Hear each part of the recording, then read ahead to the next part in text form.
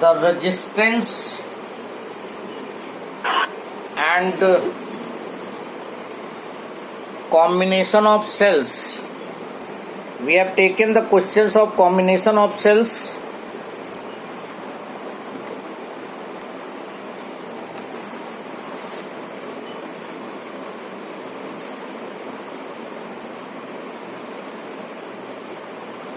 Hello, I am audible to you.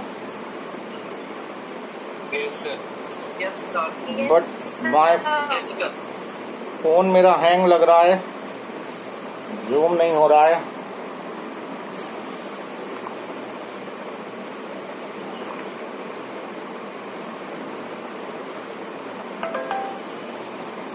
Yes, now it's working correct. So now we have taken one question in which we have calculated the current, then we have calculated the potential difference. Now for finding the current, one more article is there, and this article is very, very important.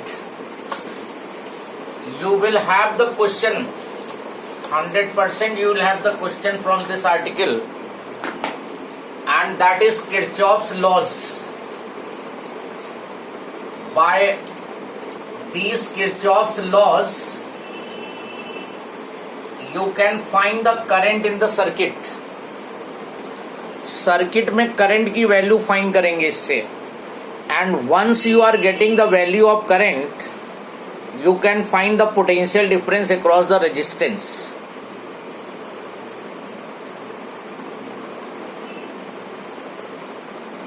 So from this Kirchhoff's law, you have short answer type question as well as one complete numerical. One complete numerical you will be getting 3 or 4 marks, वो तो definite है. And you can get a short answer question also. So total 4-5 marks you will have in the examination, whether it is home examination from less syllabus or it is from full syllabus. You will have question from this article. Now Kirchhoff's first law, Kirchhoff's first law or junction rule. Kirchhoff's first law, or it is also known as junction rule. Straight away तुमसे कह सकता है, state Kirchhoff's first law और state Kirchhoff's junction rule. Statement भी हो सकता है. So write down. In an electric circuit,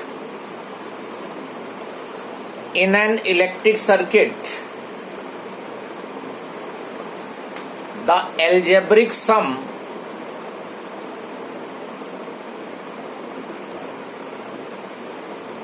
of the currents meeting at any junction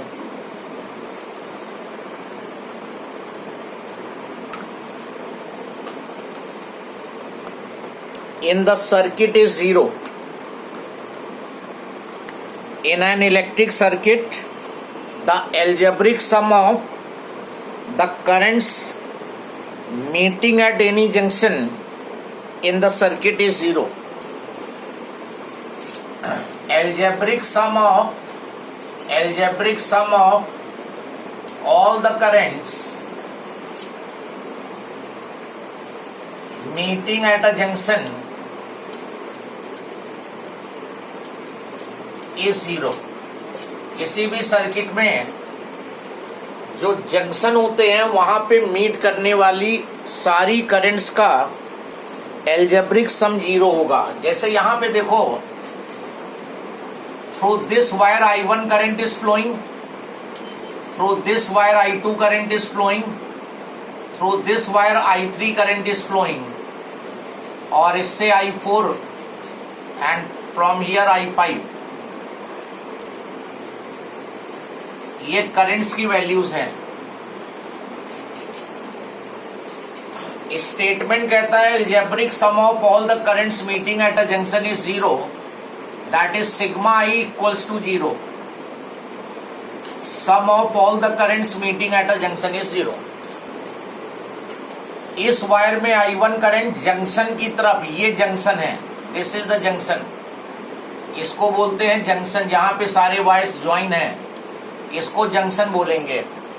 ये करंट जंक्शन की तरफ, ये करंट जंक्शन की तरफ, ये करंट जंक्शन की तरफ, ये अवे और ये अवे.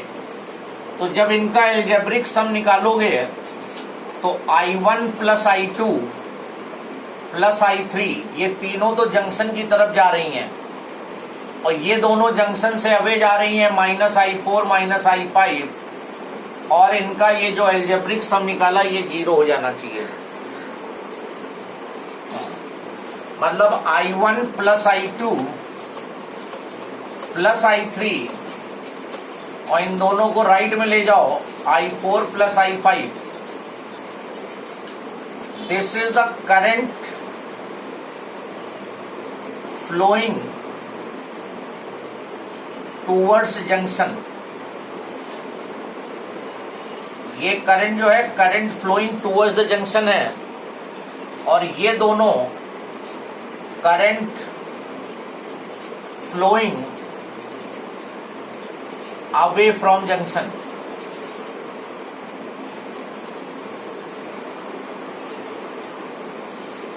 तो रिजल्ट क्या ऑब्टेन हुआ कि total current flowing towards the junction must be equal to total current flowing away from the junction.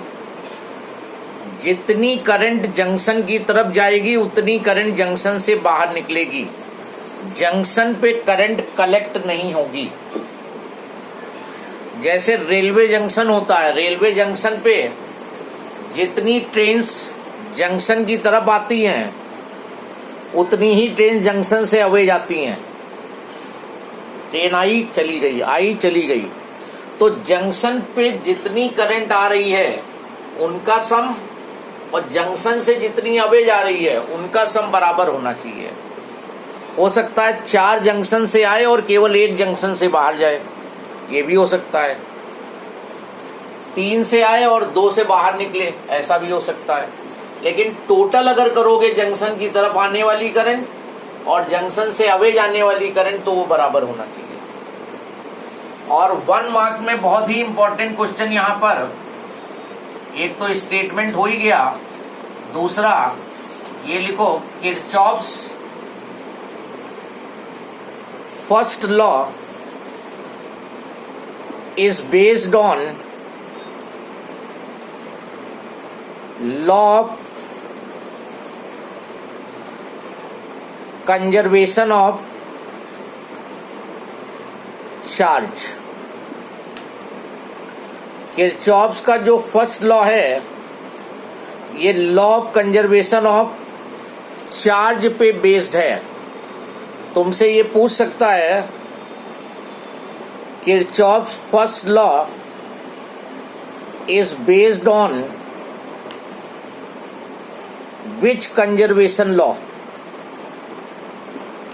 Kirchhoff का फर्स्ट लॉ जो है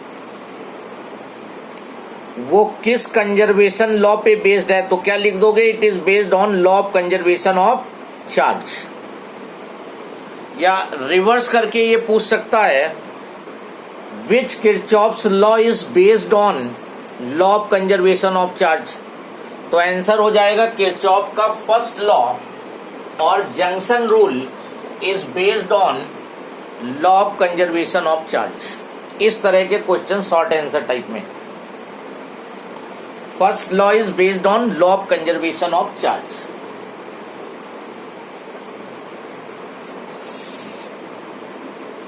नेक्स्ट लिखो. अभी इनको अप्लाई भी करेंगे हम. यहां तक सबको क्लियर हो गया? Yes no? Yes yes sir. Okay. Kirchhoff second law. Kirchhoff's second law और loop rule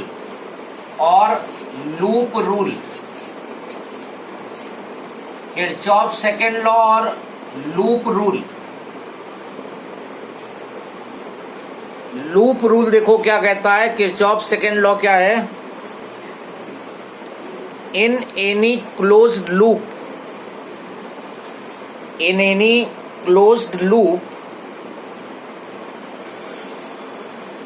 of a circuit,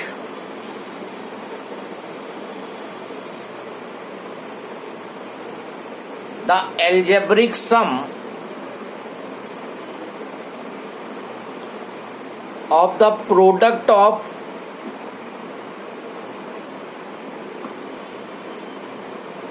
current and resistance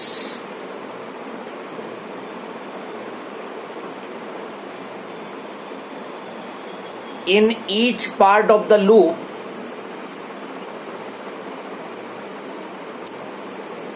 is equal to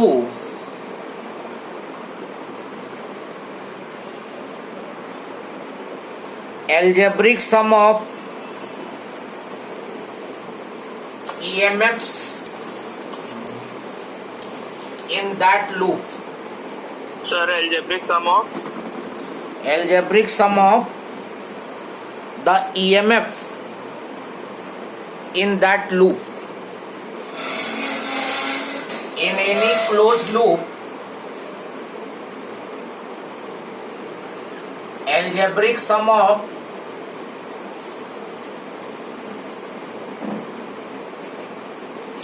product of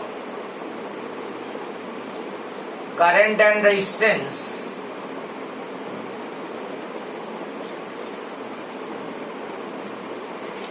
in each part of the loop is equal to algebraic sum of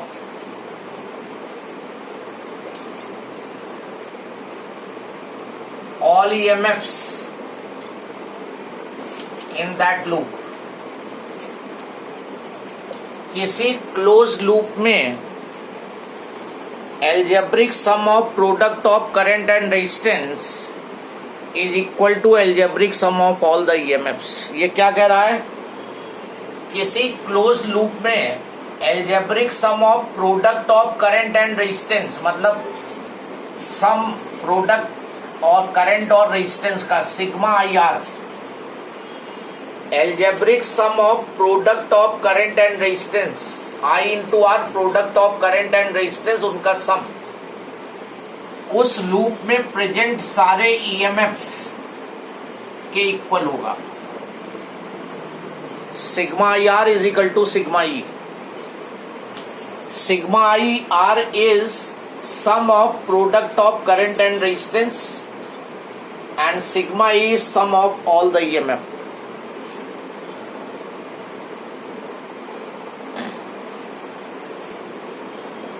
And again important point, 1 mark में important, Kirchhoff second law और loop rule is based on Kirchhoff second law और loop rule is based on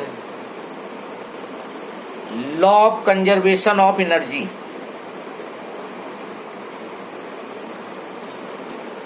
ये energy conservation पे based है और जो junction rule था वो law of conservation of charge पे बेस्ड है.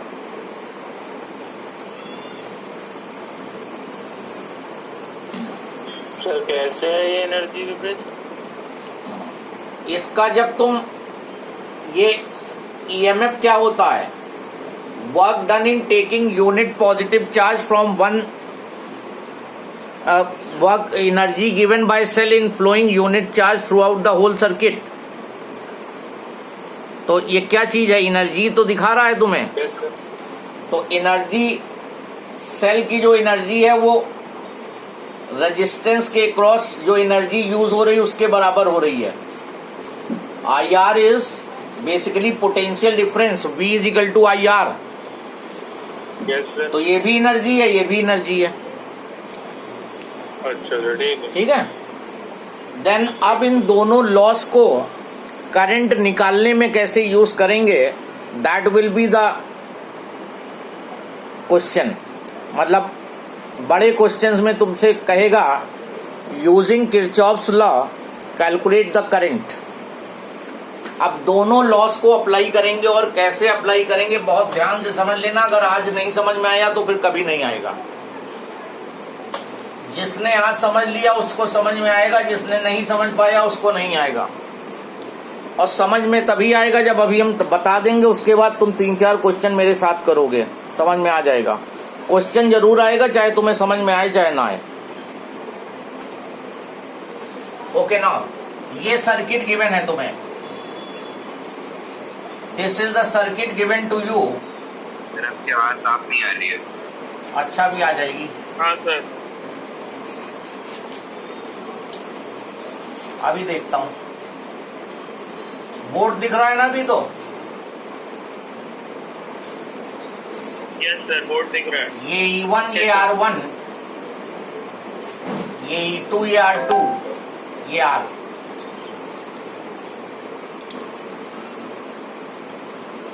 देखता हूं अभी क्या हो सकता है।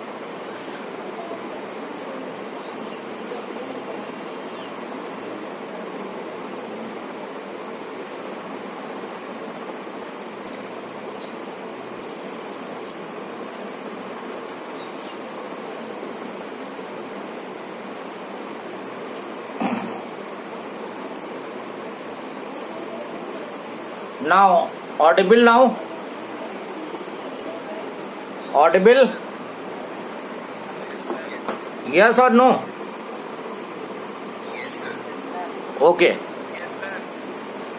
So, this circuit is given and using Kirchhoff's law, you have to find the current in different resistances. Different resistances में करंट की वैल्यू फाइंड करनी है। स्टेप बाय स्टेप प्रोसीड करोगे। पहला स्टेप ईएमएफ का को मार्क कर लो, और ईएमएफ होता है निगेटिव से पॉजिटिव।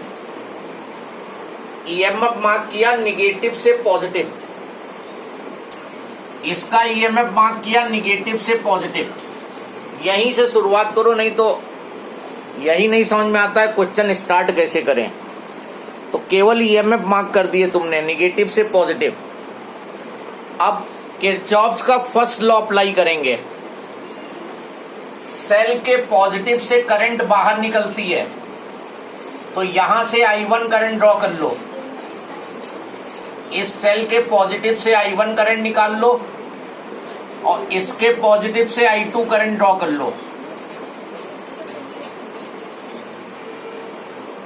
ओके, बोलते जाओ भाई, yes no. Hello,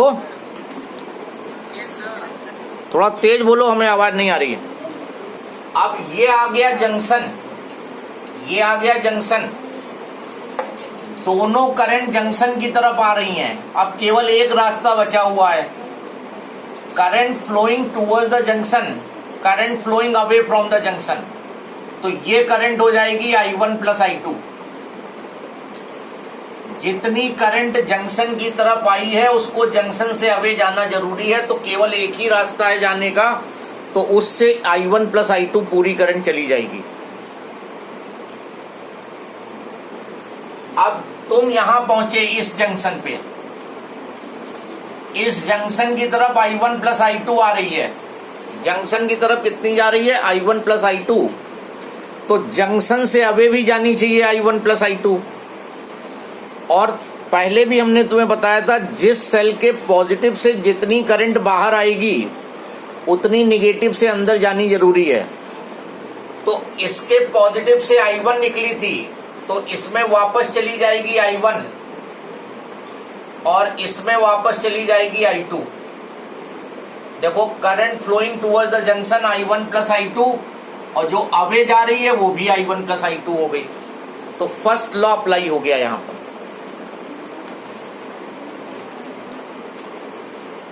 Anybody has problem?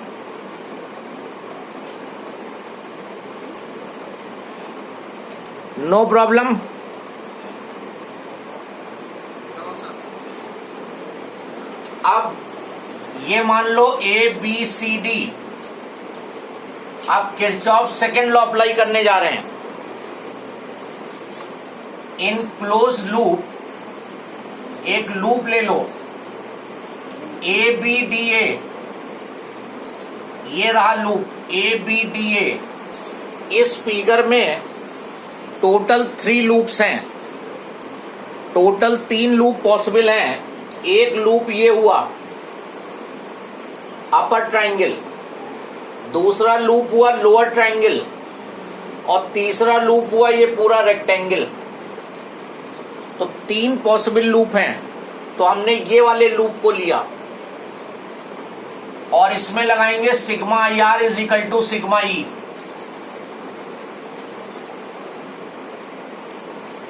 तुम्हें क्या करना है, इस लूप का पूरा एक राउंड लोगे, उसकी बाउंड्री के अलोंग एक पूरा राउंड लोगे। जो तुम्हारे डायरेक्शन में आए उसको पॉजिटिव लोगे और जो तुम्हारे अपोजिट हो उसको निगेटिव लोगे। फिर से सुन लो, तुम्हें लूप सेलेक्ट करना है, लूप का एक पूरा राउंड लेना है अलोंग इट्स बाउंड्री, और जो तुम्हारे मूवमेंट के डायरेक्शन में वैल्यू आए वो पॉजिटिव लेना और जो तुमसे अपोजिट आए वो निगेटिव लेना। और करंट और रेजिस्टेंस का प्रोडक्ट लेफ्ट में लिखना और ईएमएफ राइट में लिखना। ठीक, फिर से देखो, लूप सेलेक्ट करो,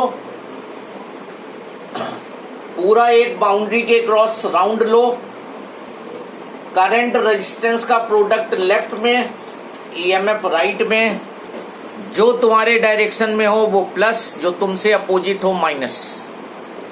कहीं से स्टार्ट कर लो, किसी डायरेक्शन में, यहां से स्टार्ट कर लेते हैं और ये पूरा राउंड देखो लिया हमने।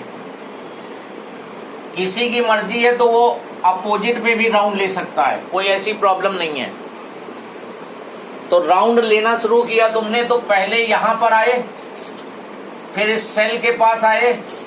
इससे कोई मतलब नहीं है क्योंकि हमें करंट और रेजिस्टेंस का प्रोडक्ट चाहिए, इससे कोई मतलब नहीं है। और फिर यहाँ पे आए और फिर अपनी जगह पहुंच गए। चलो स्टार्ट करो। इस करंट रेजिस्टेंस में देखो